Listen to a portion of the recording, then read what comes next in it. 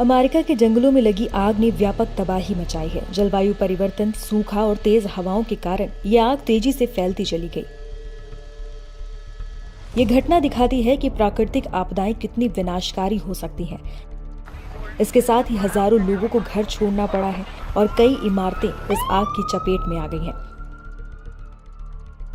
Reports के मुताबिक पहले ये आग पैसिफिक पैलिसेड्स, ईटन और हर्स्ट के जंगलों में लगी, जिसके बाद ये रिहायशी इलाकों तक फैलने लग गई। आपको बता दें कि कैलिफोर्निया में आग ने लगभग 16,000 एकड़ क्षेत्र को अपनी चपेट में ले लिया है। कैलिफोर्निया, ओरेगन और वॉशिंगटन जैसे पश्चिमी अमेरिकी राज्यों में जंगल की आग आम है, लेकिन इस बार नुकसान अत्यधिक हुआ है। इस आग के फैलने से करीब 70,000 लोग बेघर हो गए। प्रभावित इलाकों से लोगों को सुरक्षित स्थानों पर ले जाया गया है। घर, खेत और व्यवसाय ध्वस्त हो गए हैं। स्थानीय वन्यजीवों और परिस्थिति भी काफी गंभीर हो चुकी है, जिससे काफी नुकसान भी हुआ है। लॉस एंजल्स में लगी भीषण आग ने शहर को तबाह कर दिया है। ये तबाही इतनी भयानक है कि देखते वालों के रोंगटे खड़े हो जाते हैं। सैकड़ों घर जलकर राख हो चुके हैं। लोग अपनी पूरी जिंदगी की कमाई को एक पल में खो बैठे हैं। कारें इतनी बुरी तरह से जल गई हैं कि उनका सिर्फ ढांचा ही बचा है। आग की तीव्रता का अंदाजा इसी से लगाया जा सकता है कि एटीएम मशीनें भी पिघल गई हैं।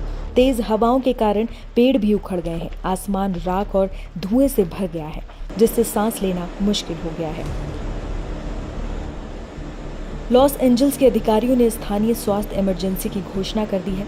वो आग पर काबू पाने और लोगों को सुरक्षित स्थान पर पहुंचाने के लिए लगातार प्रयास कर रहे हैं, लेकिन तेज हवाएं और सूखा इन प्रयासों में बाधा बन रही है।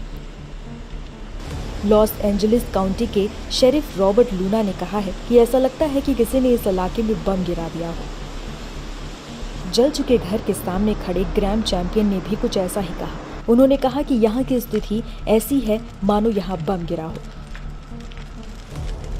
एक्सपर्ट्स का मानना है कि बढ़ते तापमान, सूखा और तेज हवाओं जैसी जलवायु परिवर्तन की परिघटनाएं आग की तीव्रता को बढ़ा रही हैं।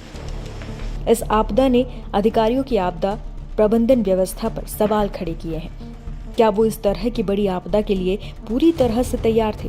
क्या उनके पास पर्याप्त संसाधन और योजनाएं थी?